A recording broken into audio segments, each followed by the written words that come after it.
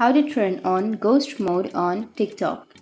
So if you want to turn on the ghost mode on TikTok, then first open up your TikTok application. Once you open your TikTok, go for the profile, which is on the bottom right. Once you're here on the profile, here on the upper right, you will have the profile view option or the foot shaped option. Tap on the option of profile views, and here you will have all of the persons which have visited your profile in the past 30 days. So if you want to turn on your ghost mode, then what you need to do is simply go for the settings, which is on the upper right, and then tap on the option which is on the bottom of your screen, which is profile view history.